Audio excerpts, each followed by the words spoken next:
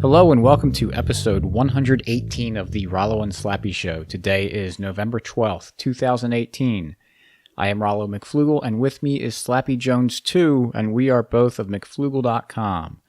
The show notes page for this episode is McFlugel.com/118, where you'll be able to find some links to if we have anything to post there. I don't even know if we'll have any links for this episode. And as well as ways to subscribe to the podcast on the catchers, and also check out LibertyMugs.com, where we've kind of got a big announcement. Well, we'll call it a big announcement for that. Not quite ready right now to say what it is, but be on the lookout. Sure you'll hear about it. So with that, I'm going to hand it over to Slappy, and he's going to introduce our episode topic.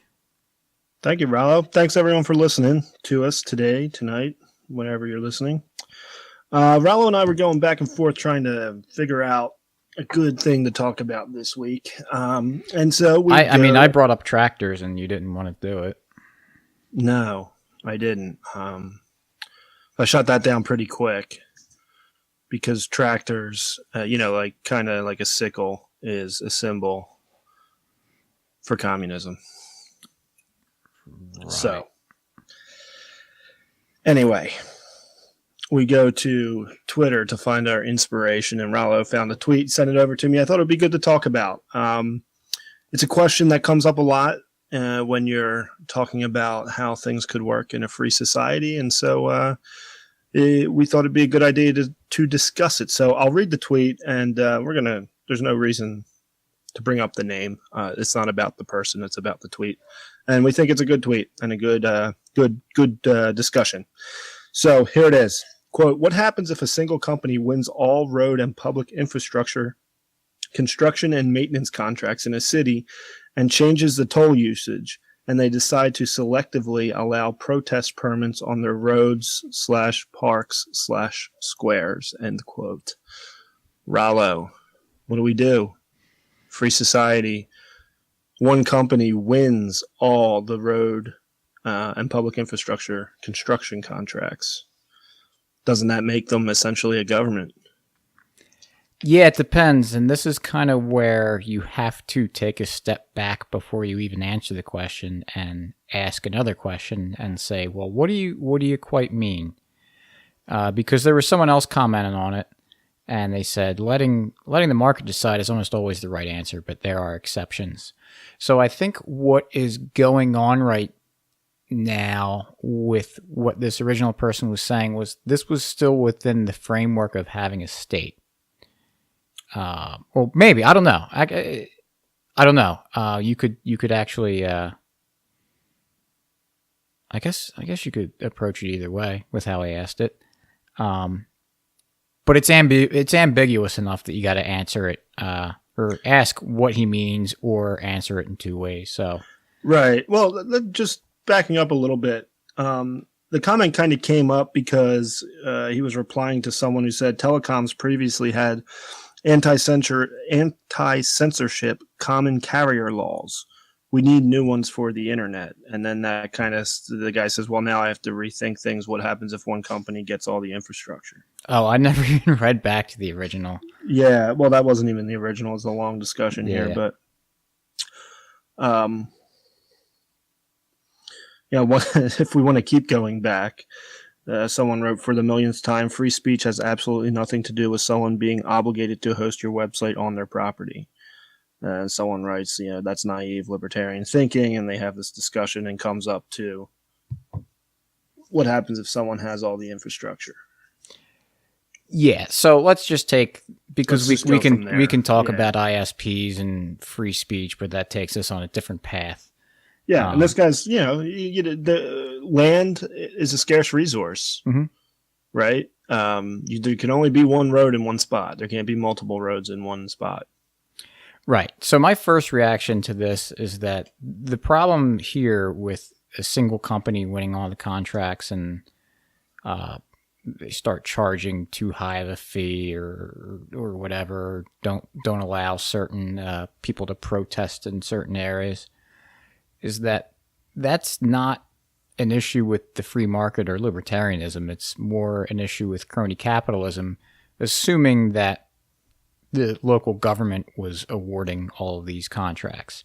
True. And that's where a lot of people, I think, get confused with what privatization means. When a lot of people think we're going to completely privatize something, they think that the government is just going to pass that work along to a private company, and they're going to do it on their behalf. But that's not what privatization is, because you're still having someone doing some central planning, and in this case, it will be crony capitalism because they're obviously going to. We can't trust the government, who does not have prices and profit motivation, to be selecting these contractors to do work based on much other than what's going to help them as individuals out. Mm-hmm.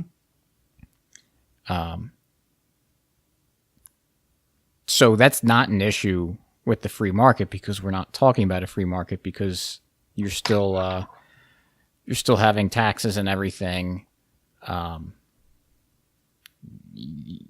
The people aren't actually deciding. A big one, a good example to talk about this with privatization that people get confused with is prisons, because there are a lot of for-profit prisons out there, and people like to say that we have a private prison system when in reality we don't, because it's the government's still right. The government's still feeding that thing, so you can't say it's private when there's a massive single central planner overseeing everything. I mean, that's clearly not a private arrangement. And the same thing happens here. I mean, if we had a private prison system, would not be the government paying private companies to have prisons. A private prison system would be there's no government. And we talk about it all the time with that Bob Murphy video, Prisons in a Free Society, is a good example of what we might see in a privatized world. And it works out. I mean, we certainly believe it's going to work out a lot better for everyone. Right. But that's not, I guess that's not really what they were saying here. Or maybe, I don't even know. But was the one. Maybe it was, but I said we take it in a different direction anyway. Yeah. Because what happens if we do have a fully private society and it just so happens that one company just has all of these contracts somehow? I mean, it doesn't even matter how it happens necessarily. Yeah. But one or just say that a private company ends up just owning all the property in the city. Let's just make it that simple, because we can imagine that being legitimate. I mean, you own a big piece of land and you build up on it and everything, and it's just kind of like Disney World.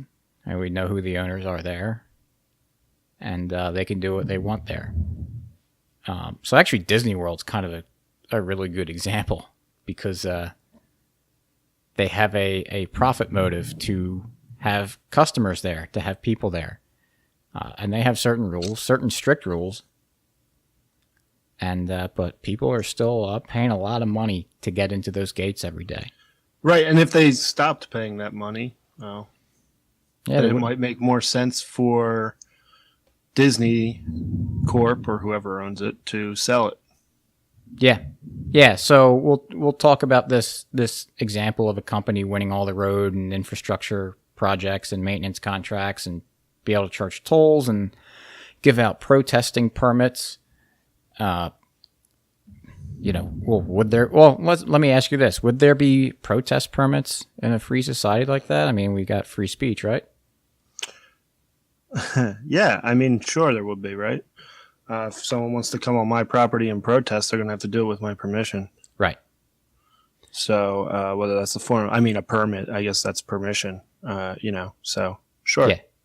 Okay. So, I mean, what happens if we're in this private city and they're being kind of unfair, quote unquote unfair to certain groups that they're not giving them the opportunity to speak out for their causes? I mean, what happens? Do they get just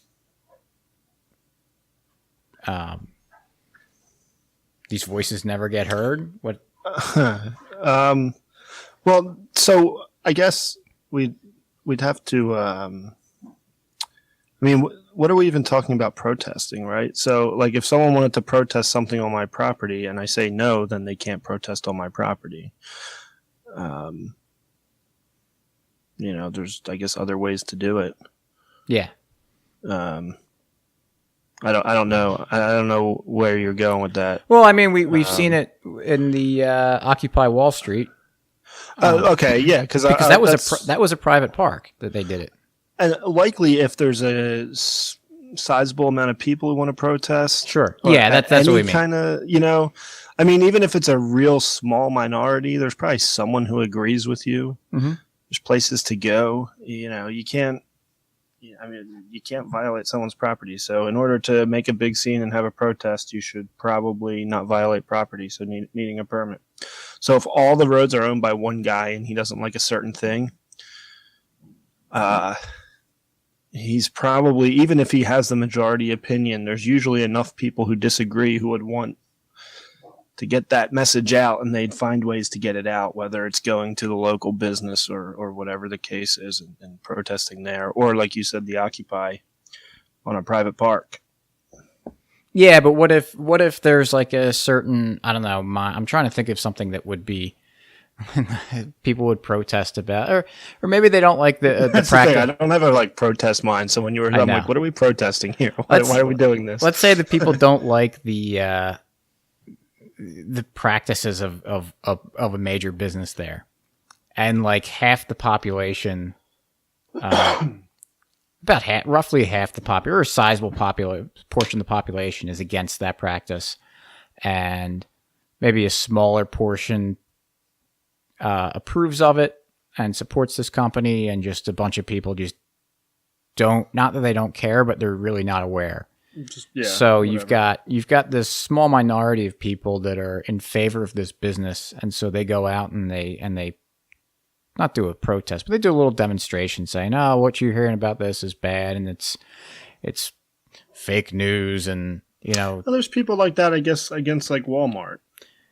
Right. But what happens in this situation where, like, and let's say the company's actually doing something pretty bad, and so there's this group of people that they want to go out and protest and let people know, the passersby in the town, in the city, that, hey, don't give this company your business because they're doing XYZ that a normal person wouldn't approve of. So, but the guy who owns this contract with this in the city, the private owner, is buddies with this business, and so he says, "No, I'm not going to let you do that, but I'm going to let these other people do it." And it's clearly, again, quote unquote, unfair. Yeah, that he does that. Right. I mean, we're talking about private property, so like I think most people listening here can understand that the private property owner gets to decide what to do, but there's double standards. And I would also go ahead. A double standard isn't necessarily, bad or wrong, but we can say it's unfair. It's like if you're watching a sporting event and the league decides that certain teams are not going to call penalties on as much. So, I mean, they're allowed to do that. They can make that rule where they say that. It's not fair. Yeah. So that's kind of what I'm going for. Yeah. It doesn't make a good product either. Right.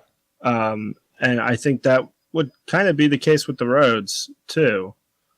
In that it's not, I don't see, or maybe you would disagree, maybe not, but I don't see one company just building roads and maintaining them, and then not letting anyone on. yeah, exactly. That's what I mean. I mean, you're going to have businesses, because businesses want customers, and people want to be able to get out of their house and go to their friend's house. So there's going to be big buy-in to this. And yeah, I imagine companies would be really paying a lot for the roads because they want their customer. When I say a lot, I mean more than like your average person. Right. Because they want people to come to their store and they want that to be open. And roads make money by having traffic because we're charging, whether, it's by mile or subscription or tolls even, who knows, but they make money by having, like any other business does, by getting people in and out and as many of them as they can and do it efficiently, So I don't foresee it being a problem, but I guess it could be. Well, let's say that, and yeah, I mean, that's really the main point is that, all right, even if someone just like doesn't like, he owns a bunch of the roads, but doesn't like certain people, so he's not going to let them through. I mean, he's hurting his business, and there's another business might come around and see this lost profit opportunity by that and offer him a payout and say, hey, we'll buy this road from you from this big amount of money. And I think a lot of people would be like, yeah, I could put my hatred aside for these people and just cash out. Well, yeah, I mean, you're talking about a strong, like say you don't like anyone who's not white, and what is that percentage in the United States today? Do you know? Non-whites? Yeah, I don't know what it is. Is it 40%? 30%? I was gonna guess 30%. 30? So let's say it's 30% of the population you're excluding in whatever given area, and you're just not going to take them. You're missing out on all that profit. It would make sense to buy that from you, Right. Make an offer, and you're looking at their books and you're saying you're making $1,000 a day, but you could be making $1,300 a day. And if I buy it, I can make that much. I mean, that's one thing. Right. But let's just say that this guy just cares just is more about his hatred so angry. Yeah. than about his product. What happens in this city? I mean, you're not allowed to. There's a good chunk of people that aren't allowed to do certain things, whether it's selectively allowing protest permits or charging exorbitant fees for tolls or whatever else. Well, in that scenario, right? This guy is making his money somehow. He's charging someone for this. My guess is part of the people would be charging is the local businesses who want those people to come through. Unless you're talking about just the most racist place in the world and nobody there likes anyone else, in which case I don't know why anyone else wants to go there. But the road's customers are going to demand that they let more people in. Right. Yeah, and I think that's the answer to it, is that it's a pretty crummy business policy. I mean, you could set up the scenario, the hypothetical that you want, but at the end of the day, most people aren't going to like something like that, where it's like overly restrictive. So there's really no difference. You can look at the city like you could look at a business, like you can look at an individual and say that those that don't run themselves very well or don't have an attractive product for their customer, that people are going to go elsewhere. And the other point in this scenario is you're saying that the person who owns the roads doesn't want to let certain people or certain ideas. It could happen, but how did this person make their money? Right. Right. So, presumably they're in the road business. Yeah. Are they making so much money to the point they could buy out? If these roads are profitable, someone's making money running these roads, letting everyone in, and I guess this other person made a fortune somewhere and wants to buy them and keep out people he doesn't like. It's really not likely that would happen.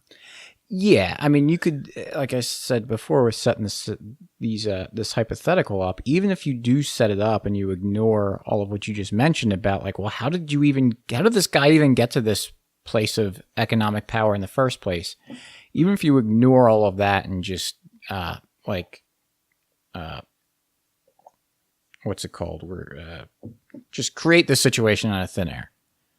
I know one way to do it. Well, there's still, we'll get to that.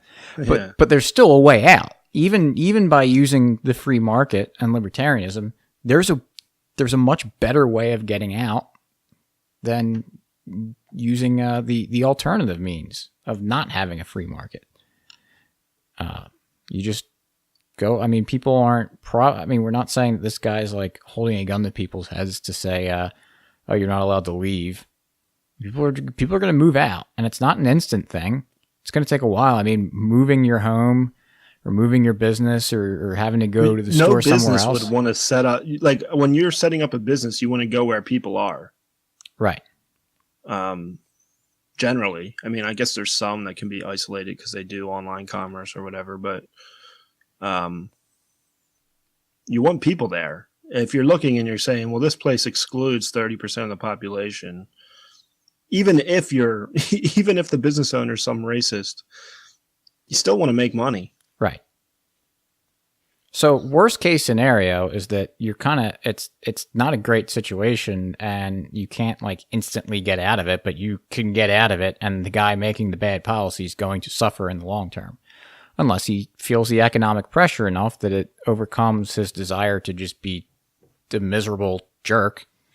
Right. The other thing you could do with a road company that you can't, like, let's just say it got real bad and this guy isn't letting anyone in who he doesn't like. And you're a business in this town, and the original owner of the road was great, but he retired and sold it to this guy for nothing. And this guy's a real racist or whatever, anti-whatever policy you want to protest. And he's not letting people in. Well, you can just stop paying him. And when you stop paying him, he no longer has money. So he can't pay his security force. Because while he was collecting the money, he was running a business, maintaining the roads, paying his employees. And when he stops, he doesn't have the ability to print, or maybe, does his security force, who's going to go after everyone in town who didn't pay, are they going to do that knowing they're not going to get paid for it? They don't have a Federal Reserve Bank behind them. Yeah. It's the more you peel it out, and because people, the funny thing is that whenever you talk about creating a libertarian world order, that's a funny way of putting it. People always, start pulling the thread, and they say, well, what about this? And what about this? And they talk about, security and everything. And that's normally like the gotcha, or at least in their minds, because they're like, man, private security would never work. But I mean, here's the perfect example of why the incentive structure is so much better in a private society, because they're going to be operating on certain margins. They don't have room to be messing around with things. Yeah, and if you're in charge, even if you're in charge of the let's say that the road owner just owns all the security and provides all the security and no one else buys any, even though they could go purchase their own outside of that. But let's say this guy has his security force arresting everyone and making their lives miserable. If, like you said, if they're not paying him, he can't pay a security force. So how long are they going to do that? Right. How long would you work if your employer said, sorry, I can't make payroll this week? Yeah, because you're arresting all of my customers, which is what I told you to do. It's this cycle of like, you can imagine this cycle happening, and it immediately makes everything fall apart. But what's the difference between that and the government? So they can they can just like force you to take your money, but on top of that, they can just print it. So even if you aren't paying your taxes and everything, we're running a debt. The United States government is running a deficit right now. They don't need money to do things. Right. In the short term, at least, over time, if they keep doing that, and eventually people will stop lending and whatever. But well, yeah, and even their police and security force that they're paying, if they're paying them with this money that keeps losing value, I mean, they're gonna eventually be like, yo, wait a second, we're not really getting paid what we used to be getting paid. Mm-hmm. So it still falls apart. It just takes a little bit longer. But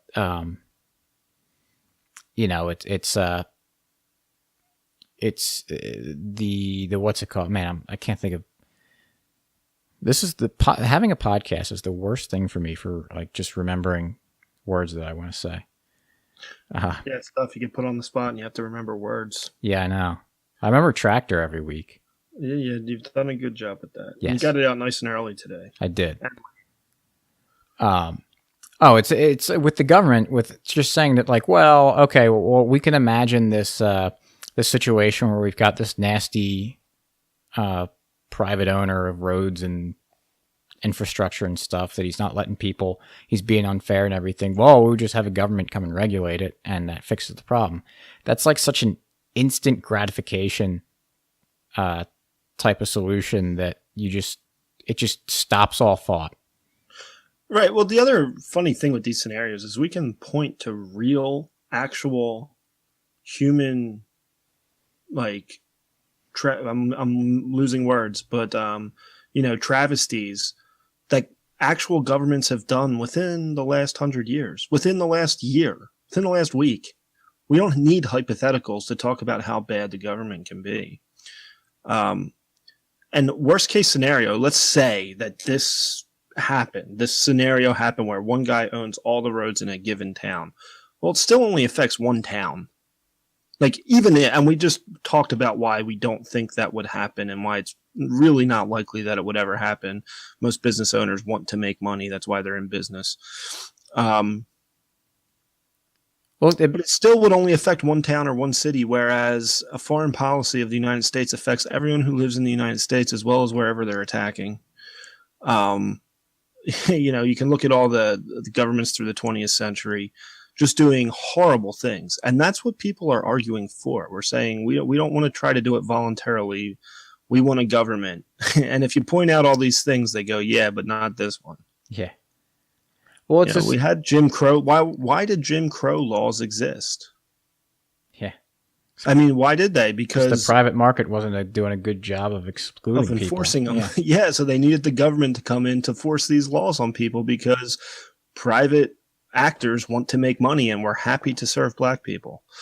So then the government had to step in and stop it. And if the government didn't need to do that, why would they create a law? Because it would already be happening. Yeah. And the reason that we're not afraid of this scenario happening that was brought up in this tweet is the same reason that we're not really concerned about discrimination and bigotry if we didn't have anti-discrimination laws, because it creates a profit opportunity for your competitor. Exactly.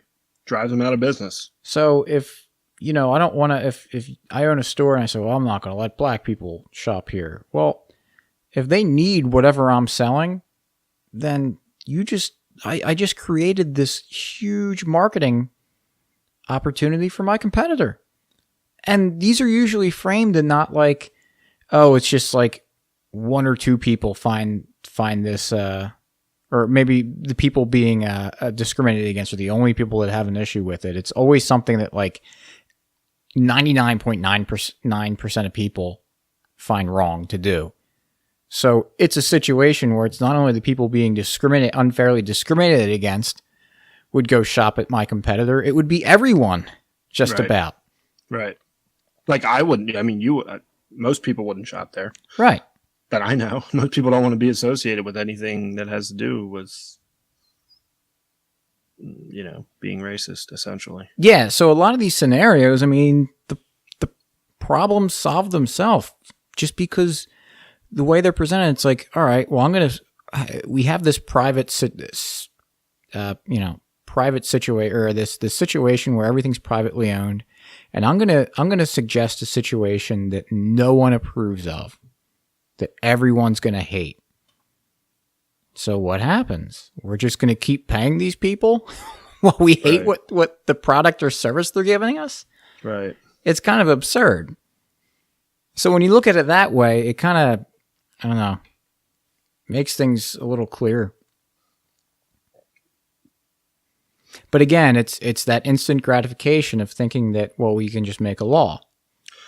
Yeah, and it also goes back to, we mentioned John Talagato last week, and the way people are schooled is just kills thoughts. I know it's going to start becoming a joke that I relate everything back to schools. but kids are told what to think and believe it. And that's how, and then adults are told what to think. And if you're told government is good, you believe it. There's no critical thought. There's no questioning. And so if we can break that down, maybe people will start thinking a little harder. Yeah. Yeah, I think that's something I've been noticing is that people can't or have a hard time taking a concept and applying it elsewhere. Right. Like you can they don't talk. see it. You don't can, see it. Yeah, you can talk to someone about, whatever libertarian issue there is, and, they'll be right on board with you. Say, yeah, I understand. I'd agree with you. And then they get, 3 minutes later, they talk to someone else and they're presented with, a little bit different of a situation, but with the same underlying principles, and they just go back to the normie kind of thought process of it. Mm-hmm. But they would still be able to talk reasonably well based on what you had just talked about in the previous situation. So it's this, it's not being able to think. It's like, well, we had J.W. Weatherman on, and he's got mathbot.com with trying to teach kids how to actually solve problems and do math. I mean, as he says, in school, you're taught how to fill out forms. Mm-hmm. You're just taught procedures. And so you're not thinking by doing that. You're just being a program that, you're getting fed this input. And so this is the output you should have. Correct. You're not like actually taking the information, looking at it, parsing it, and making decisions off it. Just kind of mindlessly going through life. And that's an aggressive way of saying it, but I don't know. I mean, I think it's true. I think I was guilty of that for a long time. I think most people are. If you just have conversations with people, you find that if you can get through schooling without thinking that way, you really should be proud of yourself. I mean, it's not easy. Yeah, no, and I certainly was not like that. It took a long time for me to break out it. You have to unlearn everything, and it's not an easy process. Absolutely. So, I don't know. Do you have anything else you wanted to say about this? No, I mean, I think we covered it pretty well, hopefully. Yeah. Do you have a free market story? I do. So I went fishing on Friday with a friend of mine. Went down the shore, did some surf fishing for stripers or bluefish. Didn't catch either of them. But I was checking, when you're planning a trip, you want to for fishing, you want to see what's going on. You want to see, one, if they're catching anything or what they're catching, kind of maybe what the best baits are. There's a whole number of different variables when it comes to fishing. And so I went online and I looked up some fishing reports for the area. And different people, give them for free, whether they're bait shops or fishing boats or anyone else. There's these kind of aggregate sites where they collect this information from these various places, and these places give up this information for free. I mean, people like to go fishing, they like to catch fish, they want to have a better chance of catching fish. They want any information or advantage they can get to have a better chance of actually bringing something in. So it's valuable. They could presumably charge for it, but they don't. A business gives away things for free? Yeah, they do. What law made them do that? I think it's the fishing law of comes with the license. 17A. Okay. Yeah, but what it does by giving away this information for free is that it brings people down, especially if they're able to. It brings people down as in go down the shore. Sorry, it's some local lingo. A great day, and then you go in there and see the fishing report, and you think, "Why did I even come out today?" Yeah, but no, it provides them a way to make sure that they're kind of optimizing their fishing, and so that's better for people. And so, especially, is bait a competitive market down there? I mean, there's multiple bait shops. You want to attract customers to your shop if you have good reports, right? Or just even if people don't realize or know that it's coming from your bait shop or from your boat, you're still bringing, like, everyone's bringing people down. Right. And so a rising tide raises all ships, to kind of go with this. Yeah, I was going to say, I thought you were going to say, like, bring stripers to the... No, cold shore water or something. brings stripers to the shore, which we don't Gotcha. quite have good enough yet. But no, it's one of those things where they share information with just the intention that everyone's, it's going to help everybody out. Whether or not they realize that or not, but they all do it. And it's Right. like that in a lot of industries, a lot of information sharing, giving out free Yep. information to consumers, whether or not it directly benefits them or not. There's an expectation that probably indirectly it's going to help you out in some way. Because if you never heard anything, never heard a fishing report, never heard that anyone's catching fish, why would, I think you're less likely to go. Go do it and spend money down I haven't there. seen that report, and I haven't gone fishing. Well, you're in a different market than I am. Gotcha. Yeah. So, I mean, the other thing is looking at the weather. I did look at that and know it was going to be crummy. We went down anyway. And so Was it bad down there? it's extremely windy. It was crazy. Yeah, it was pretty rough around here. Yeah, the water was very rough. We had to use a lot of weight to hold bottom, Nice. but we caught junk fish. Cool. Throw them back. Yep. Use the fish as bait. Not any of these. No. They're all like dogfish Nice. and skates. So that's it. I already got my tractor thing in. So 3 times now. yes. So with that, the show notes page for this episode is mcflugel.com/118. You'll be able to subscribe to the podcast on iTunes, Stitcher, and all the podcatchers. And if you've been having problems with Stitcher getting our episodes, I think I figured it out. We were not getting our episodes posted there for a while. I got in touch with someone from Stitcher, and he kind of helped me out. So I think I know what I have to look for to kind of catch it immediately if it doesn't get posted, because they don't post right away. Different podcatchers take different amounts of time, and it's kind of annoying to have to go through and check every one, but I think I found a decent way to manage that. So we should be all up to date on Stitcher, and everything else normally goes fine. And also subscribe to the email newsletter. And if you subscribe at mcflugel.com to that, you will get a discount to libertymugs.com. And again, we've got a nice little announcement for Liberty Mugs coming up in the next couple days. So be on the lookout for that. And go buy a mug over there, by the way, since they're awesome. Our